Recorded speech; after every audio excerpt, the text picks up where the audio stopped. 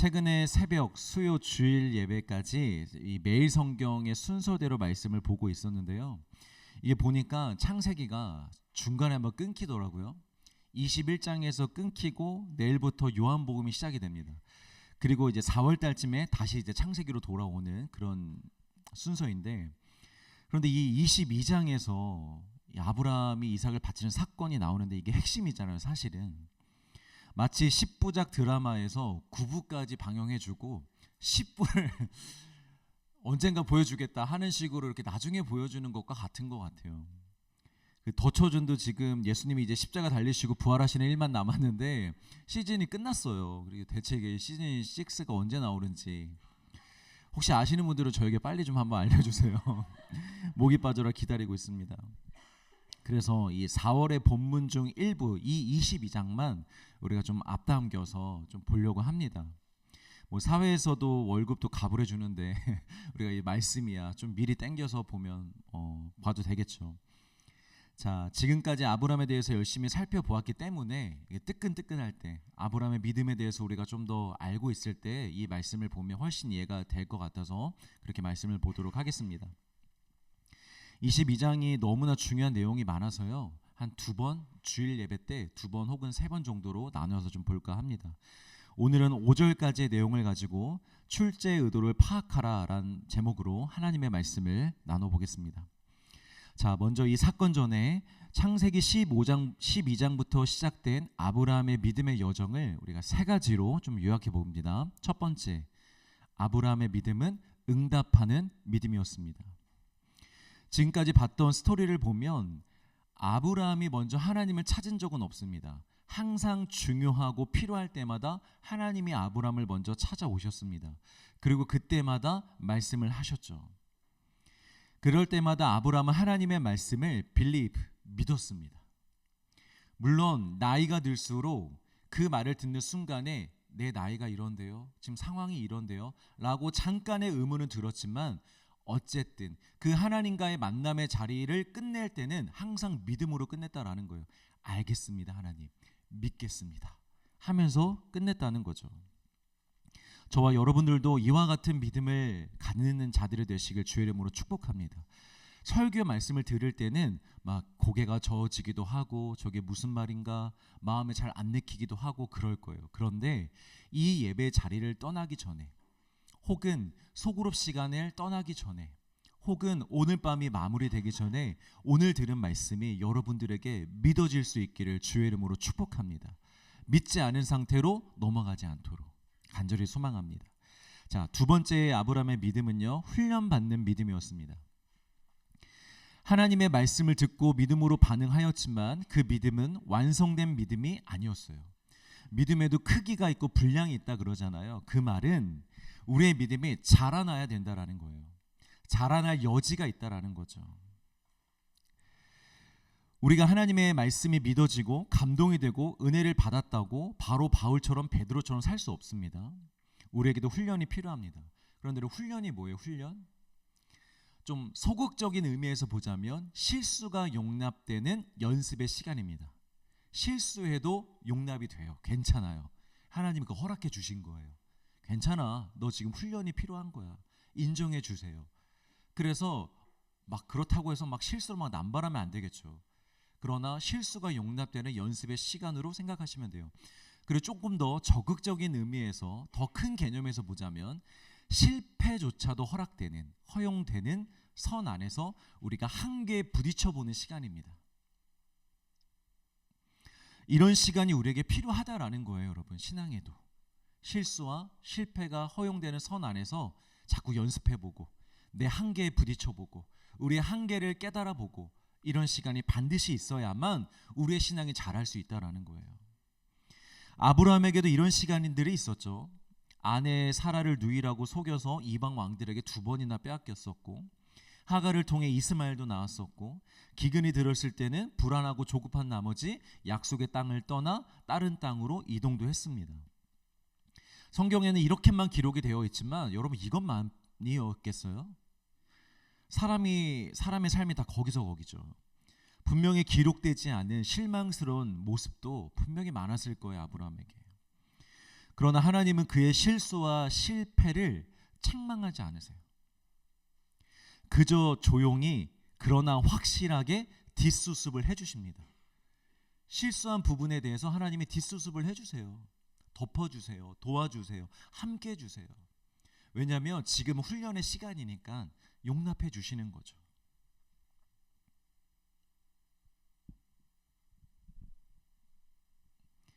왜 하나님이 그렇게 하셨는가? 단순히 사랑해서가 아니고요, 훈련 기간이기 때문입니다. 하나님이 원하시는 것은 그 시간들을 통해서 아브라함의 인간의 약함과 한계를 깨닫도록, 반면에 하나님의 선하심과 위대하심은 알아가도록 그 시간을 주신 거죠. 물론 지금 시대는 그때와는 다릅니다. 완성된 성경과 함께 우리에게는 보다 완성된 믿음을 하나님이 주세요. 하나님이 성경이란 책을 우리에게 주신 이유는 뭐냐면 우리에게 하나님의 시간을 주시기 위함입니다. 자, 예를 들어서 여러분, 요즘에는 요리책이 참 잘 나왔어요. 그런데 만약에 여러분 요리책이 없거나 유튜브나 이런 데에 요리 비법이 나오지 않는다면 우리 과연 먹고 살아갈 수 있을까요? 우리가 요리를 할 수 있을까요, 여러분? 할 수는 있어도 꽤 시간이 많이 걸릴 거예요.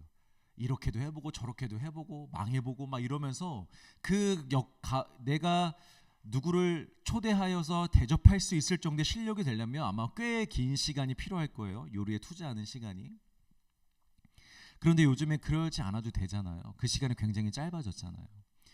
그 사람들이 우리에게 알려주는 레시피는요, 단순한 레시피가 아니고요, 그들의 시간을 우리에게 주는 거예요.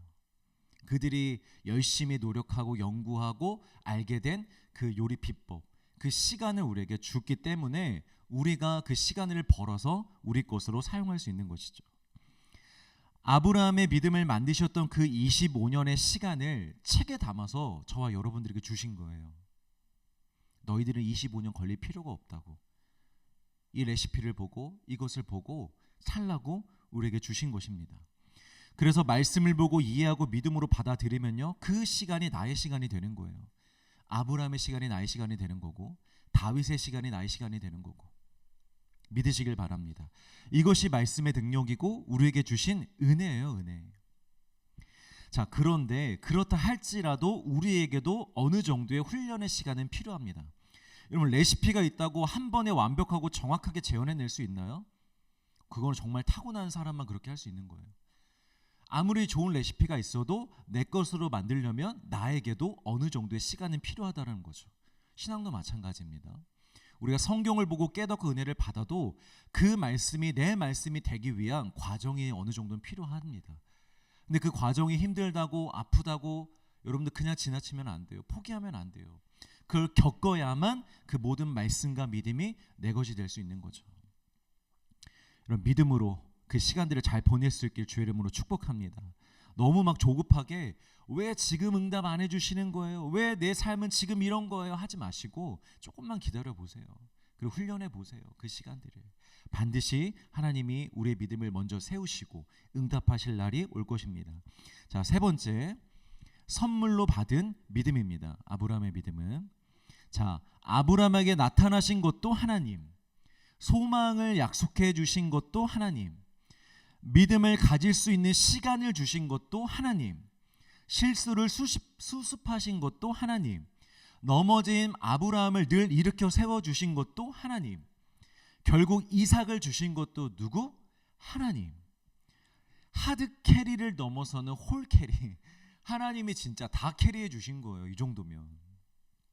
여러분, 우리가 지금은 잘 모르겠지만 언젠가 우리가 큰 믿음을 갖게 되면 그때 되면 알게 될 거예요. 이 믿음을 내가 만든 것이 아니라, 내가 노력해서 얻은 것이 아니라 전부 하나님께서 나에게 주셨음을, 내 인생을 하나님께서 이렇게 만들어 오셨음을 우리가 반드시 깨닫게 될 것입니다. 그런데 하나님이 이 믿음을 어디에서 만드셨느냐? 그러니까 만약에 믿음이 상품이라고 생각하면 공장은 어디냐? 어떤 공장에서 만드셨느냐? 자, 여러분, 예수님의 조리대가 우리의 삶입니다. 예수님이 요리사로 비유해 보자면 예수님의 조리대가 우리의 삶이고요. 예수님께서 요리하시는 식칼이 우리의 환경이고요. 가스레인지, 불이 있어야 요리가 되잖아요. 예수님의 그 가스레인지가 우리에게 고난이고, 우리의 고난이고, 조미료가 빠질 수 없죠. 조미료가 있어야 요리가 완성될 수 있죠. 예수님의 조미료는 은혜이고, 냄비는 우리의 형편이고, 요리가 되어지는 시간은 우리의 훈련의 시간입니다. 그러니까 이 모든 것을 통하여 우리에게 믿음을 만들어 주시는 거예요. 그러니까 여러분, 감사하십시오.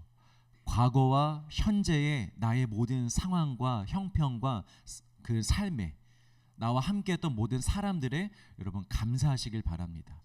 그런 것들이 있었기 때문에 지금 이 정도의 믿음이라도 우리가 받아서 살아갈 수 있는 것입니다. 이 모든 것을 믿음으로 받으면 여러분 이게 다 선물이 되는 거예요.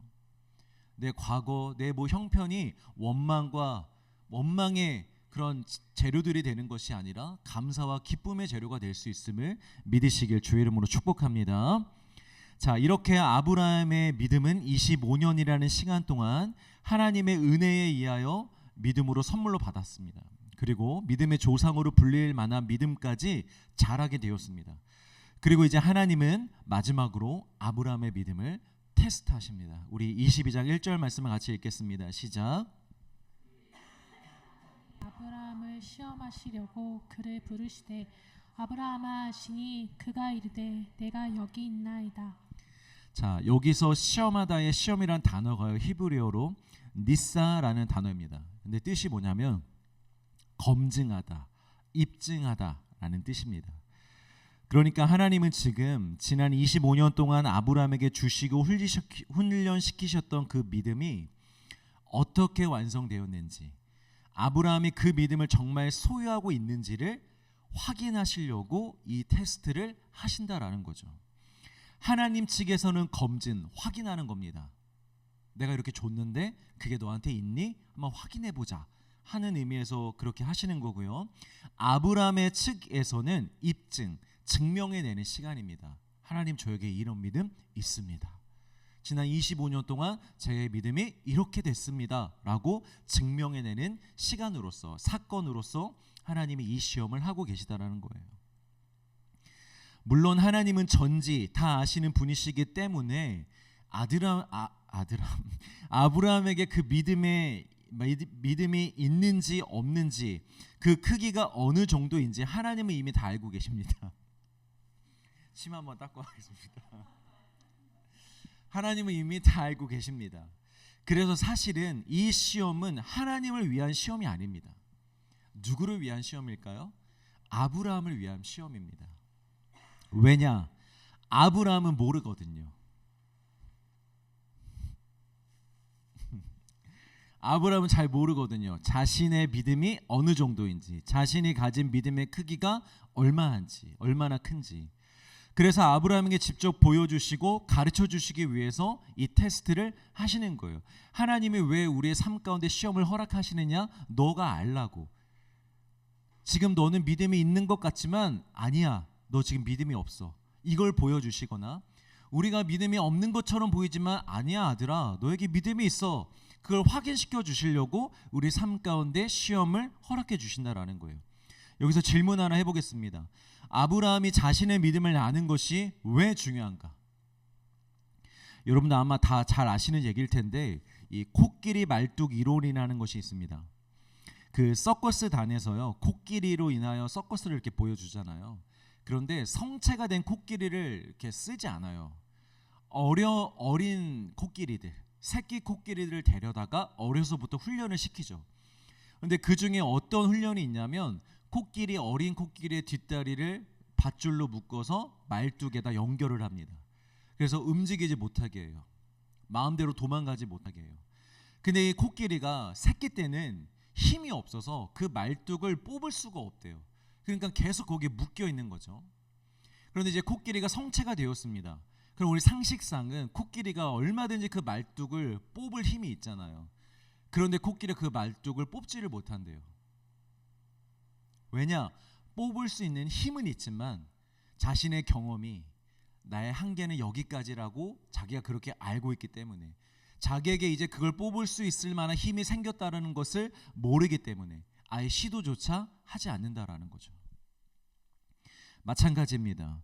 믿음의 훈련을 마친 아브라함에게 하나님이 원하시는 것은 이제 실전입니다. 아브라함이 이제부터 사람의 한계와 눈앞에 보이는 현실에 갇혀 살지 않고 전능하신 하나님을 믿는 그 믿음 안에서 살아가도록, 그러려면 근데 믿음이 있다라는 걸 자기가 알아야죠. 알아야지 그 믿음을 사용하면서 살아갈 거 아니에요. 어떤 어려움이 생겼을 때 아니야, 우리 하나님 전능하신데, 이 한계를 극복할 수 있는 분이 하나님이신데, 그 믿음이 있어야 그 믿음으로 살아갈 수 있는 거잖아요. 많은 그리스도인들이 정말 믿음이 없어서 세상과 악한 영들에게 묶여서 살아가기도 하지만, 어떤 경우에는요, 믿음이 있음에도 불구하고 자신에게 믿음이 있다라는 것을 알지 못하고 깨닫지 못해서 그 믿음을 사용하지 못하면서 사는 사람이 있다라는 거예요. 이미 믿음을 받았음에도 자기 자신에게는 믿음이 없다며 믿음으로 살지 않는 것입니다. 분명히 기도할 수 있는 사람인데, 기도의 능력이 있는데 기도를 하지 못하는 거예요. 말씀으로 생각하고 말씀으로 순종하며 행동할 수 있는데 그렇게 못하고 있는 거고, 익숙함을 떠나 모험할 수 있는 믿음이 있음에도 불구하고 아니야, 난 믿음이 없어 하면서 늘 안정적인 것만 선택하며 살아가고. 여러분, 할 수 없지 않아요. 여러분, 할 수 있습니다. 그런데 우리가 안 하는 거예요. 왜냐? 모르기 때문에. 우리에게 믿음이 있다라는 걸. 근데 여러분, 왜 모를까요? 우리 안에 믿음이 어느 정도 다 있는데 왜 우리는 내게 믿음이 자꾸만 없다라고 생각하며 살아갈까요? 이게 여러분 착각 때문에 그래요. 착각. 무슨 착각이냐? 믿음을 내가 만든다고 생각해서 그래요. 하나님이 주시는 것이 아니라, 하나님의 선물이 아니라 아예 처음부터 나에게 달려있다고 생각하니까, 이런 오해 때문에 나에게 믿음이 없다고 생각하는 거예요. 여러분, 제가 우리 아내를 믿는다고 할 때 그 믿음의 근거가 뭐예요? 저 우리 아내 믿거든요. 그런데 그 믿음의 근거가 뭐예요? 제가 원래 사람을 잘 믿는 성향이라서, 제가 그런 성향이긴 하거든요. 보이는 대로 들리는 대로 잘 믿긴 하거든요. 근데 그래서 제가 아내를 믿는 거예요? 여러분, 그건 위험한 거예요. 그래서 아내를 믿는 거라면 사이비의 말에도, 사기꾼의 말에도 저는 그냥 믿을 거 아니에요. 그런 믿음은 여러분 위험한 믿음입니다. 아니면 가정의 평화를 위해서 제가 죽어라 믿고 있는 거예요. 우리 가정을 위해서 믿어야 돼, 믿어야 돼, 믿어야 돼, 이렇게. 그건 최면이죠, 여러분. 그건 믿음이 아니에요. 그거는 책임감이고 신념이지 믿음이라고 할 수 없어요. 제가 저의 아내를 믿는 이유는 뭐냐면, 우리 아내가 어떤 사람인지 지난 8년 동안 함께 살면서 봐왔기 때문이에요. 뭐 이러니 저러니 해도 사람은 참 착하다라는 것을 제가 8년 동안 같이 함께 살면서 알게 되었어요. 그냥 믿게 된 거예요. 우리 아내가 착하다고 믿고 싶어서 그렇게 믿는 게 아니라 8년 동안 살아보니 사람은 착하더라고요. 그리고 너무 순수하더라고요. 저의 어떠함과 상관없이, 제 생각과 상관없이 저희 아내가 그렇게 말해왔고, 그렇게 행동을 해왔고, 그렇게 사람을 대해왔고, 그렇게 인생을 살아왔기 때문에 제가 그렇게 믿고 있는 거예요. 믿음의 근거는 여러분 나에게 있는 게 아닙니다. 상대에게 있는 거예요. 믿으십니까? 내가 좀 부족해도, 내 안에 상처가 많아도, 내 성격이 좀 이래도, 내 성향이 좀 그래도 그런 나 때문이 아니라 당신이 하신 약속은 반드시 이루시며 전지전능하시며 끝까지 나를 사랑하시겠다는 하나님, 그 하나님이 신실하기 때문에 우리가 믿을 수 있는 거예요. 아브라함의 성격과 성품과 지혜와 능력, 업적, 이런 걸로 보면 크게 바뀐 게 없어요, 여러분. 아니, 성경은 아예 거기에 주목하지 않아요. 아브라함의 어떻게 삶이 변해갔는지, 얼마나 훌륭한 사람이 되어져 가고 있는지를 우리에게 보여주지 않아요. 성경은 오직 하나님이 어떤 분이신가, 하나님이 무엇을 행하셨는가에 집중하고 있어요. 그 이야기를 우리에게 보여주고 있는 것입니다. 믿음은 우리에게서 나지 않습니다. 하나님에게서 나는 것입니다.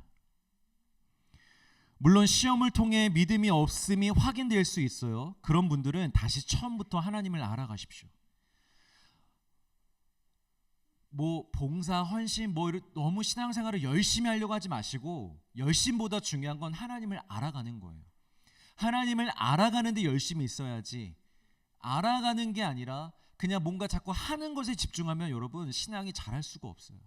힘만 드는 거예요. 우리 성경 통독하고 있는데 힘내어서 많이 읽는 거에 집중하지 마시고 그 말씀에 계시는 하나님을 알아가도록 여러분 집중해 보세요. 하나님은 누구신가? 어떤 분이신가?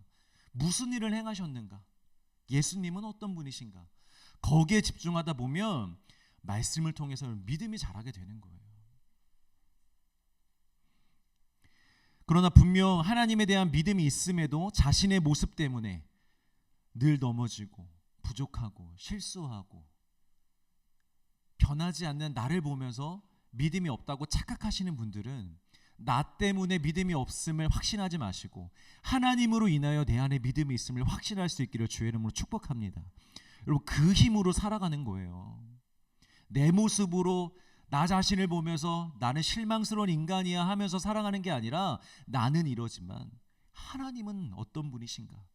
하나님은 참 좋으신 분이고 은혜가 많으신 분이고 위대하신 분이지. 이런 나도 하드캐리 해줄 수 있는 분이지. 그 확신을 가지고 살아가는 게 믿음으로 사는 삶인 줄 믿으시길 바랍니다. 자, 창세기 22장 2절입니다. 시작. 이르시되 내 아들 내 사랑하는 독자 이삭을 데리고 모리아 땅으로 가서 내가 내게 알려준 한 산 거기서 그를 번제로 드리라. 자, 하나님께서 시험 문제를 내십니다. 100세에 얻은 25년을 기다려서 얻은 그만큼 네가 그토록 사랑하는 네 아들 네 독자 그 이삭을 번제물로 바치라는 거예요. 단언컨대 인류 역사상 가장 어려운 시험입니다. 자신의 생명을 바쳐야 하는 사명을 받은 사람은 있어도요, 자녀를 바치라는 명령을 받은 사람은 아무도 없습니다. 그것도 번제로. 그럼 번제가 뭔지 아시죠?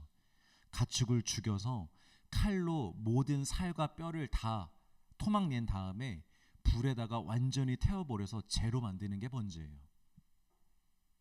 근데 그것을 아들에게 행하라는 거예요. 한나가 사무엘을 하나님의 성전의 종으로 바친 거, 여러분 이런 바침은 우리도 할 수 있을 것 같지 않아요? 우리 아들을 하나님께 바칩니다. 목회자로 선교사로 사용해 달라고. 물론 힘들 수 있지만 이 정도는 그래도 믿음이 있으면 할 수 있어요. 근데 그런 바침이 아니잖아요. 제물로 죽여서 탁을 내서 불에 태워서 바치라는 거예요. 그것도 아버지 자기 손으로. 자, 여기서 우리가 주목해 볼 것이 있습니다. 시험 장소와 시험 문제는 학생이 정할 수 없습니다. 자기 집에서 시험을 보고 싶다고 해서 집에서 시험을 볼 수 없고, 자기가 아는 것이 이 정도밖에 안 되니 문제를 자기에게 맞춰서 내달라고도 할 수 없습니다. 오늘 본문의 하나님의 시험 역시도 그렇습니다. 장소도 하나님이 정하신 곳에 가서 봐야 됩니다. 내가 내게 알려준 한 산, 거기서 시험을 보라는 거예요. 그리고 시험 문제도 하나님이 정해주신 거예요. 여기에 주목하시길 바랍니다. 먼저 장소입니다. 하나님은 아무 산이 아니라 아브라함이 원하는 곳이 아니라 정확히 하나님이 일러준 곳으로 가라고 하십니다. 그런데 아브라함의 입장에서 한번 생각해 봅시다. 이게 그렇게 마음에 내키지 않을 수 있어요, 여러분. 아브라함이 지금까지 살면서요, 여러 곳에 제단을 쌓고 하나님께 제사를 드리기는 했어요. 그러나 그것이 다 자신과 관련이 있는 곳이고 자신이 살고 있던 땅에서 제단을 쌓았던 것이지 한 번도 생전 모르는 곳에서 제단을 쌓았던 적은 없어요. 그런데 하나님이 지금 가라고 하신 곳은 살면서 한 번도 가보지 못한 낯선 땅이에요. 그리고 뒤에 나오는데 3일이나 걸어가야 할 정도로 아주 거리가 먼 산이었습니다. 그래서 자연스럽게 이런 생각을 할 수 있어요. 하나님, 아들을 제물로 드려야 된다는 건 알겠습니다. 그런데 혹시 제가 익숙한 곳에서 제사를 드리면 안 될까요? 시험 문제도 어려운데 장소라도 제가 좀 편하게 드릴 수 있는 저에게 익숙한 그런 장소에서 드리면 안 되겠습니까? 라고 할 수 있다라는 거죠. 그리고 무엇보다 시험 문제, 이삭, 그 이삭을 바치라고요? 하나님, 제가 이스마엘도 바칠 수 있고, 자랑은 아니지만 아내도 제가 2번 정도 팔아봤었는데 아내를 바치라고 해주시면 안 됩니까? 다른 것은 얼마든지 제가 드릴 수 있어요. 차라리 저를 하나님께 드리라고 말씀해 주시면 안 됩니까? 라고 할 수 있었다라는 거죠. 그런데 여러분, 하나님의 시험은요, 그렇게 치르는 게 아니에요. 내가 할 수 있는 거, 내가 원하는 것으로 하나님께 드릴 수 있는 게 아니에요. 시험은 하나님이 정한 장소에서 하나님이 정하신 시험의 문제로 반드시 치러야 되는 거예요. 여러분, 누가 가정에 문제 있기를 바라겠어요. 그러나 하나님의 가정에서 나의 믿음을 테스트하시고 시험하시고 훈련시키겠다고 하시면 피할 수 없어요, 여러분. 거기서 우리가 시험을 봐야 돼요. 거기서 우리가 훈련을 받아야 되는 거예요. 여러분, 누가 자녀에게 어려움이 있기를 바라겠어요. 그러나 하나님이 너의 자녀로 내가 테스트를 하고 너의 자녀로 내가 너의 믿음을 훈련시키시겠다고 하시면 우리는 거기에서 시험도 봐야 되고 훈련도 받아야 하는 것이고, 누가 힘든 회사를 다니고 싶겠습니까, 여러분? 그런데 하나님이 내가 너의 믿음을 테스트하기 위해서 거기에서 보시겠다면 우리가 회사에서 여러분 테스트를 통과해야 되는 거예요. 또 누가 몸에 병이 있기를 바라겠어요? 그런데 하나님이 누군가에게 그런 것을 정해 주셨다면, 너 이것으로 훈련받고 너의 믿음을 증명해내길 내가 원한다라고 말씀하시면 거기서 우리가 시험을 통과해야 되는 거죠. 이 외에도 우리가 원치 않은 상황, 우리에게 익숙하지 않은 상황이라 할지라도 하나님이 정하신 곳이라면, 하나님께서 정하신 문제라면 반드시 그 삶에서 믿음으로 살아내요 시험을 통과해야 하는 것이죠. 그리고 그렇게 우리가 하나님의 시험을 받아들이고 치룰 때에 가져야 하는 믿음이 무엇이냐면 하나님에게 선하신 뜻이 있다는 것을 믿는 것입니다. 하나님이 왜 그렇게 하셨겠어요? 왜 그 장소에서, 왜 그런 시험으로 아브라함을 테스트했겠어요?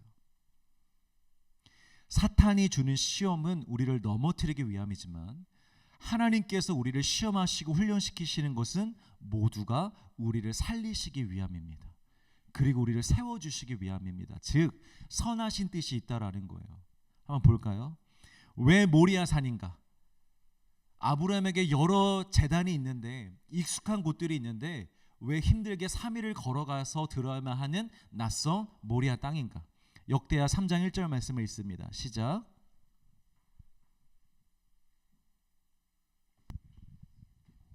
솔로몬이 예루살렘 모리아 산에 여호와의 전 건축하기를 시작하니 그곳은 전에 여호와께서 그의 아버지 다윗에게 나타나신 곳이요 여부스 사람 오르난의 타작마당에 다윗이 정한 곳이라. 훗날 솔로몬이 하나님의 명령을 따라 성전을 짓게 되는데 그 성전의 터가 어디예요? 모리아 산입니다. 아브라함이 이삭을 바쳐야 하는 그 산, 모리아 산. 여기에서 성전이 세워져요. 예루살렘 성전이. 그래서 아브라함의 자손들이 이곳에서 하나님을 예배하고 하나님께 나아가는 그런 일이 일어났던 거죠. 그리고 무엇보다 이삭이 아닌 하나님에게 제물로 드려지실 어린 양이시자 참된 성전이 되시는 예수 그리스도, 그 모든 것들이 하나로 모여지는 장소가 바로 여기 모리아 산이었던 거예요. 자, 그리고 왜 꼭 이삭이어야만 하는가? 여러분 생각해 보십시오. 영어학원에서 몇 달 동안 영어를 열심히 가르쳤어요. 이제 시험을 봅니다. 모의고사. 그런데 여러분 수학 시험이 나오겠어요? 수학 문제가? 아니죠. 영어를 공부했으면 무슨 시험을 내야 돼요? 영어를 문제를 내야죠. 하나님의 이 시험은 아브라함이 그동안 준비하지 못한 것을 가지고 시험을 치르시려는 게 아니에요. 하나님이 처음부터 아브라함에게 훈련시켜 오고 계신 그 훈련의 내용, 그 내용을 가지고 지금 시험을 보고 계신 거예요. 근데 그 훈련의 내용이 무엇이었습니까? 딱 하나입니다. 하갈로도 안 돼. 오직 사라를 통해 낳을 아들, 그 아들 이상을 통해서 민족을 이루시겠다라는 그 약속, 그 약속과 그 약속을 이루실 하나님을 네가 과연 믿는가? 이 약속을 믿는가? 이거 하나 훈련해 오신 거예요. 지금까지. 아브라함이 99세 때에 하나님의 은혜를 사모했어요. 하나님을 지극정성으로 섬겨드렸어요. 나그네를 섬겼잖아요. 하나님이신 줄 알고. 하나님을 믿는 자였고 하나님을 사랑하는 자였습니다. 그러나 아들에 대한 약속만큼은 아브라함에게 있어서 항상 걸림돌이었어요. 당장 말씀을 주실 때는 믿었지만 돌아서 삶으로 돌아가 또 혼자 있게 되면 또 금방 마음이 의심이 들고 무너지는 거예요. 왜냐? 나이 때문에, 상황 때문에, 형편 때문에. 내 나이가 지금 몇인데 그게 정말 이루어질까? 이러면서 늘 계속해서 99세가 되어도 의심을 반복하는 삶을 살았다라는 거예요. 이 부분에 대해서 완전한 믿음을 가진 상태에서 이삭을 낳았던 것이 아닙니다. 그러나 기적과 같이 이삭을 낳게 되면서 그때 아브라함의 믿음이 폭발적으로 커졌던 거예요. 그렇구나. 하나님은 진짜 한다면 하시는구나. 하나님에게 불가능은 없구나. 믿음이 다 준비되어서 이삭을 주신 게 아니라 이삭을 통해서 그의 믿음을 완성시켜 주신 것입니다. 그러니까 지금까지 아브라함이 해왔던 훈련들, 방향, 이게 다 무엇이었냐면 이삭이었어요. 이삭. 그러니 당연히 이삭이 시험 문제가 돼야죠.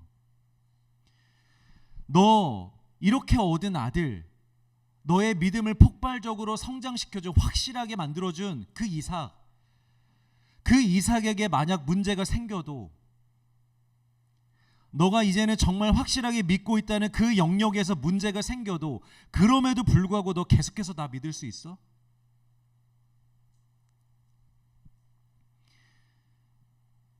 계속해서 나를 신뢰할 수 있니? 그 믿음을 테스트하기 위해서 이삭에게 손을 대신 거예요. 이삭을 바쳐보라고. 여러분, 왜 하나님은 꼭 우리를 훈련시키실 때 이런 경제적인 걸로 이렇게 훈련을 시키실까요? 좀 다른 걸로 좀 훈련시키면 어때? 좀 경제적인 부분만큼은 좀 내버려 두시면 얼마나 좋겠어요, 여러분? 그런데 하나님은 왜 꼭 우리를 훈련하실 때 경제적인 훈련을 꼭 빼지 않고 훈련을 시키실까요? 우리가 하나님이 우리를 먹이시고 입히신다는 사실을 믿고 있기 때문입니다. 그래서 그 영역에서 잠깐 문제가 생겨도 너 그래도 계속 나 믿을 수 있겠니? 이걸 확인하시는 거예요. 너 정말로 내가 너를 먹이고 입힌다는 사실을 믿고 있지? 자, 그러면 만약에 여기에 이렇게 문제가 생겨도 너 정말 끝까지 나를 믿을 수 있겠어? 나를 믿고 나에게 인생을 맡기고 두려워하지 않고 그렇게 살 수 있겠어? 우리 그거 한번 확인해 보자. 그래서 우리에게 경제적인 훈련을, 시험을 주시는 거예요.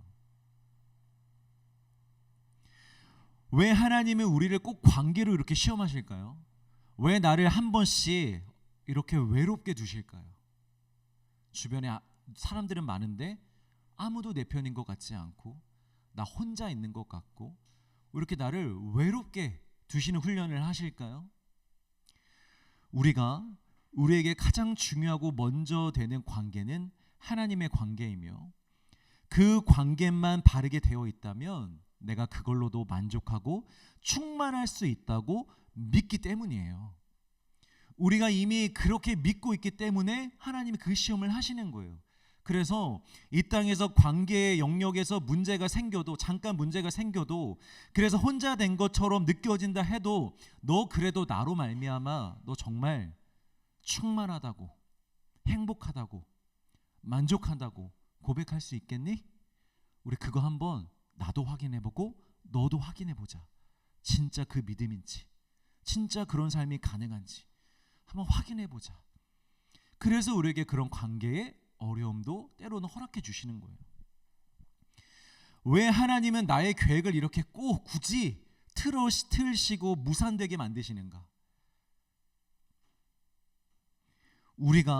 우리를 다스리시고 통치하시는 분은 예수 그리스도이시며 우리는 양, 우리를 인도하시는 목자는 예수님이라는 사실을 믿고 있기 때문이에요.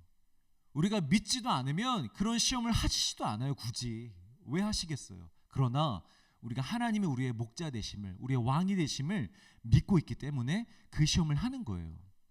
너 만약에 너의 계획과 너가 생각했던 삶이 틀어져도, 그게 무산이 돼도, 너 진짜 내가 목자됨을, 왕이됨을 믿고 신뢰하고 너의 인생을 맡길 수 있겠니? 그렇게 나를 따라올 수 있겠니? 그거 확인하시는 거예요.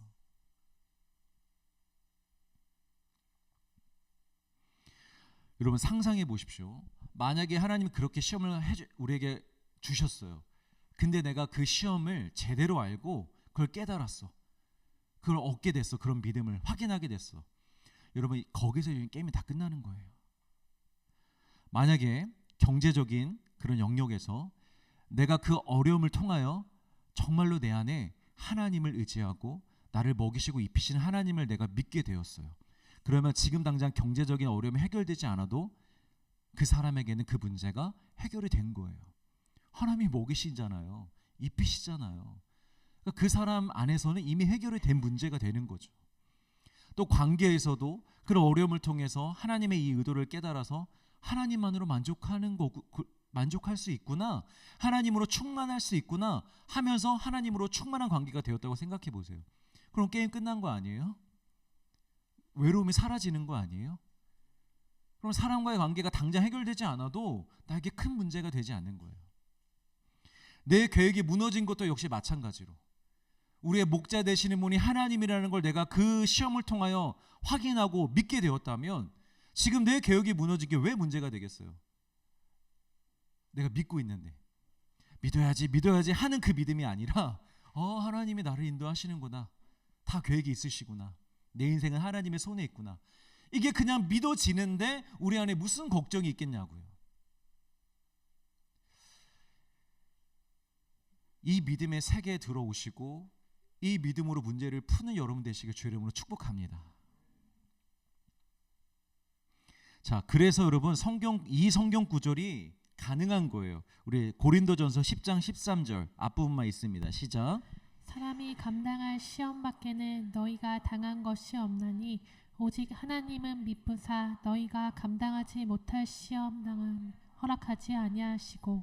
자, 감당할 시험만 주신다라는 것은 무슨 말이냐? 우리가 공부한 범위 내에서, 우리가 알고 있는 범위 내에서, 우리가 풀 수 있는 범위 내에서 하나님이 시험을 내신다라는 거예요.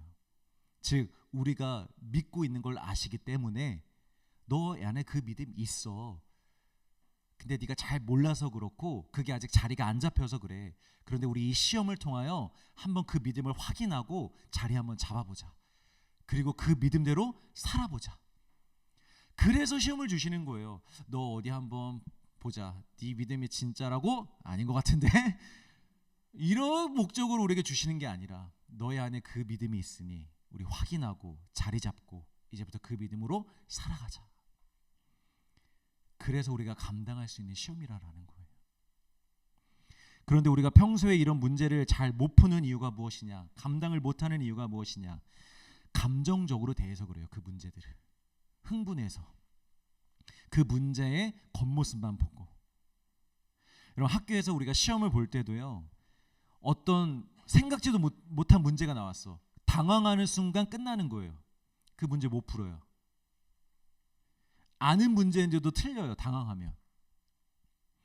여러분 아브라함의 입장에서 생각해 보십시오. 얼마나 당황스럽고 놀랄 만한 일입니까? 아들을 죽이라고, 그것도 번제로, 그것도 이삭을 이렇게 감정적으로 반응하는 게 사실은 당연한 것처럼 보이죠. 우리는 보통 그렇게 반응하죠. 어떻게 나한테 이런 일을 하라니 하면서. 그런데 만약에 아브라함이 이렇게 이 시험의 문제를 감정적으로 받았다면, 감정적으로 대했다면 아브라함이 이 문제 못 풀었어요. 이 시험 통과하지 못했습니다. 확실합니다.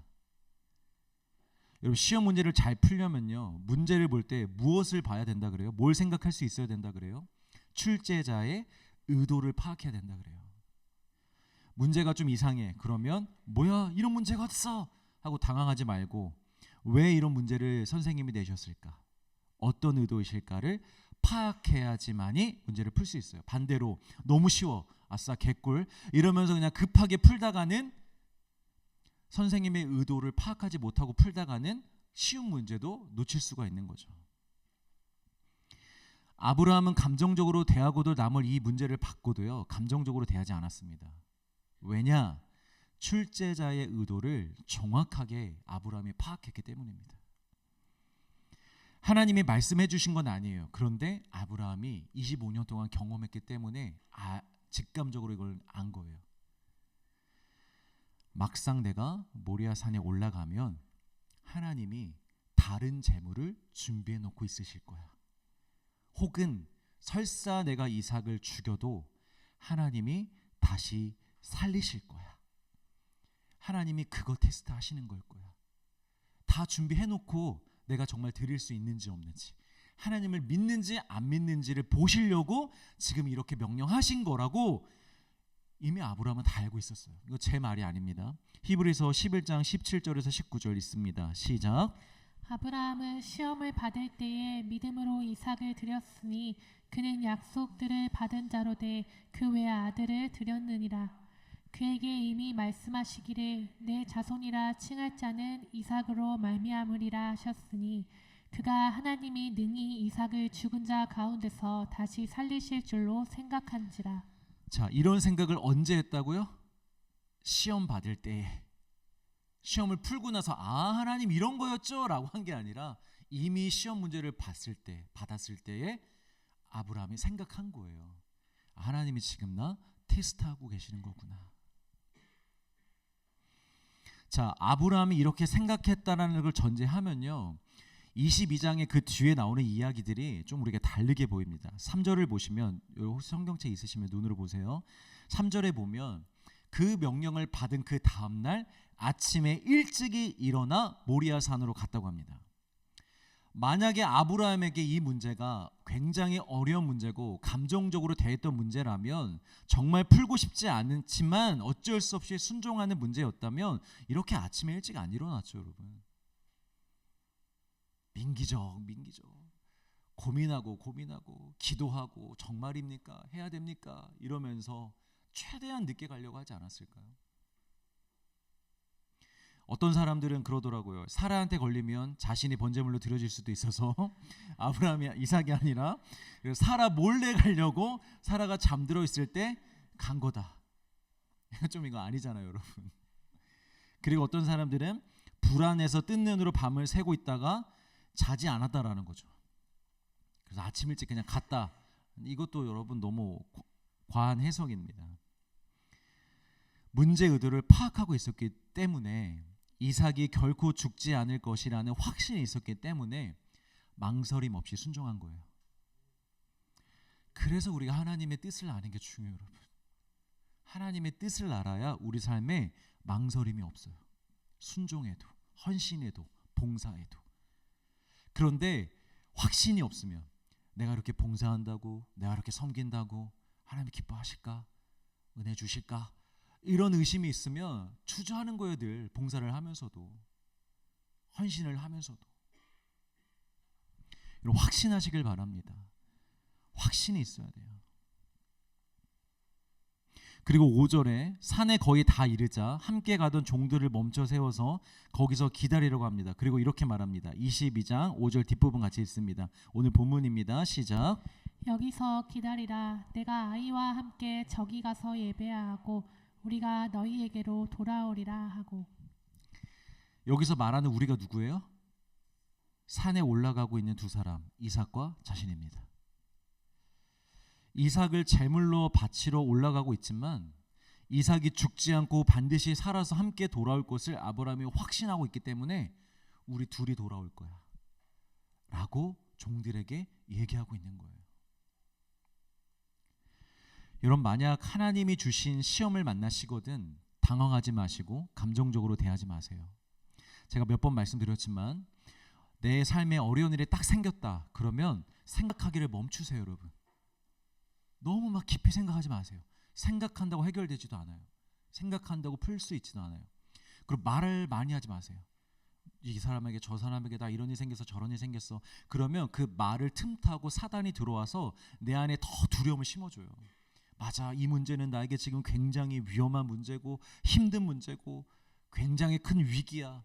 나 이걸로 죽을 수도 있어. 나 이걸로 무너질 수도 있어 하면서 사탄이 그 말을 타고 들어와요. 생각과 말을 멈추세요. 그리고 교회로 오세요. 교회로 와서 예배 시간이든 아니면 여기 항상 제가 비밀번호 알려드릴 테니까 들어오셔서 하나님 앞에서 기도하세요. 하나님, 이거 지금 어떤 시험입니까? 무엇을 원하십니까? 차분하게 생각하고 기도하다 보면 하나님의 뜻을 알 수 있어요. 아, 이렇게 지금 이걸 원하시고 내가 이렇게 반응하길 원하시고 이런 믿음을 갖길 원하시는구나. 그걸 하나님이 알려주세요. 그러면 이제 게임 끝나는 거예요. 여러분, 풀리는 거예요.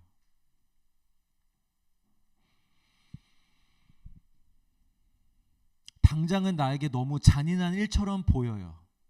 너무 힘든 일처럼 보이고 도저히 내가 감당할 수 없는 일처럼 보일 수 있어요. 그러나 분명 무엇인가 하나님의 의도가 있을 것이고 충분히 우리가 풀 수 있는 문제들입니다. 예를 들어 여러분, 경제적인 문제가 생겼다. 그럼 이렇게 믿으시면 돼요.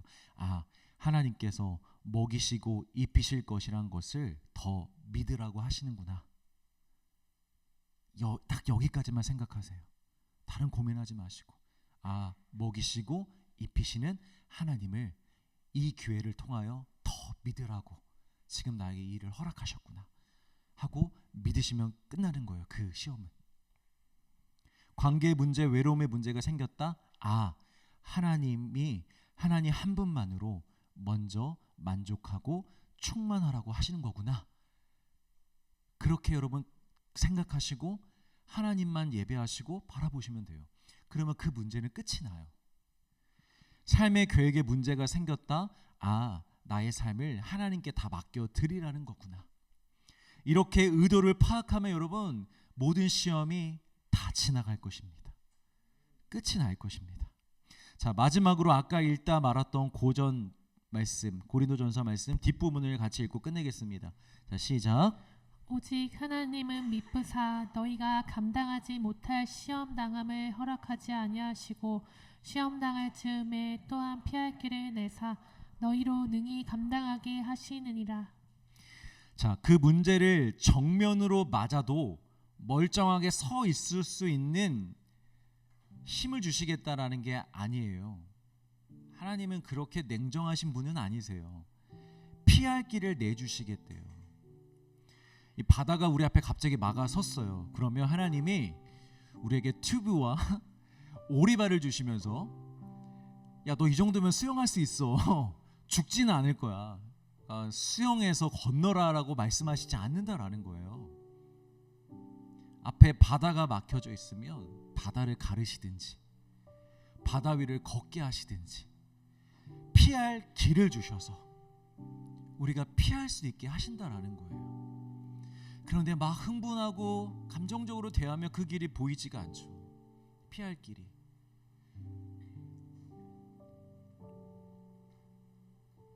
차분하게 하면 여러분 능히 감당할 수 있다라는 거예요.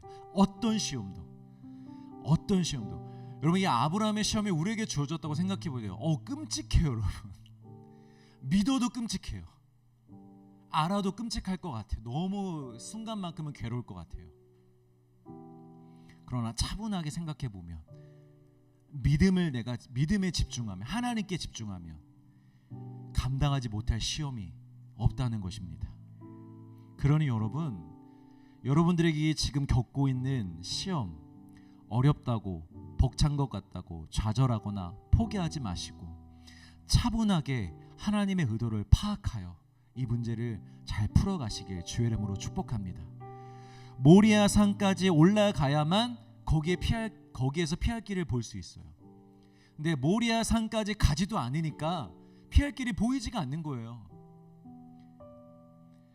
피할 길은 모리아 산에 있었잖아요. 그 산 속에 한쪽에 어린 양이 준비되어 있었잖아요. 거기까지 가야 된다니까요. 해봐야 된다니까요. 순종을 먼저 해야 되는 거예요. 말씀을 따라 걸음을 내디뎌야 되는 거예요. 거기에 여러분 피할 길이 있음을 믿으시길 바랍니다.